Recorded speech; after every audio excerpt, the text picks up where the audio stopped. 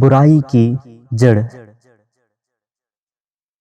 ایک آدمی دن رات مخلوق خدا کو اذیت دینے کی تدبیریں سوچتا رہتا تھا۔ ایک دن اسے شرارت سوجھی۔ اس نے اپنے گھر کے سامنے راستے میں لمبے لمبے کانٹوں والی ایک جھاڑی لگا دی۔ چند دنوں کے اندر اندر یہ جھاڑی خاصی بڑھ گئی۔ ہر چند لوگ اس سے بچ بچا کر نکلتے، لیکن پھر بھی کوئی نہ کوئی کانٹا پاؤں کو زخمی کر دیتا اور کسی کا دامن تار تار کر دیتا۔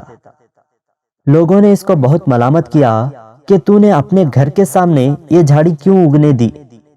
اب تو تکلیف کی انتہا ہو چکی ہے، اسے اکھیڑ دے۔ اس نے مسکرا کر بڑی نرمی کے ساتھ جواب دیا، ٹھیک ہے، اکھیڑ دوں گا۔ چند دن پھر اسی طرح گزر گئے، یہاں تک کہ اب جھاڑی نے آدھا راستہ گھیر لیا۔ لوگوں نے مجبور ہو کر حاکم وقت کو اس کی شکایت کی۔ اس نے فوراً اس شخص کو بلایا، اسے برا بھلا کہا، پھر سختی سے حکم دیا کہ ابھی جا کر جھاڑی کو اکھاڑ دے۔ اس نے عرض کیا، ابھی حکم کی تعمیل ہو جائے گی۔ وہ حاکم وقت سے وعدہ کر کے چلا آیا۔ اس نے جھاڑی پھر بھی نہ اکھیڑی۔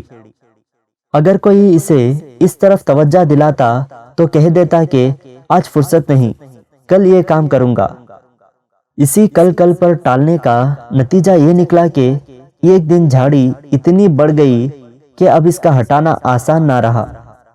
یہ درخت مضبوط ہو گیا، اس کی جڑیں اتنی گہری ہو گئیں کہ پھر وہ ظالم اس کو اکھیڑنے سے عاجز ہو گیا۔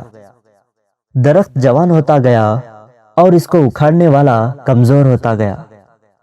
مولانا جلال الدین رومی رحمۃ اللہ علیہ اس واقعے کے ذریعے ہمیں یہ درس دے رہے ہیں کہ اسی طرح ہماری بری عادتیں اور گناہ کے کام ہیں، ان کی اصلاح میں جس قدر دیر کی جائے گی، ان کی جڑیں مضبوط تر ہوتی چلی جائیں گی۔ برائی کو دور کرنے میں سستی سے کام مت لے، ہر بری عادت کو خاردار جھاڑی سمجھ۔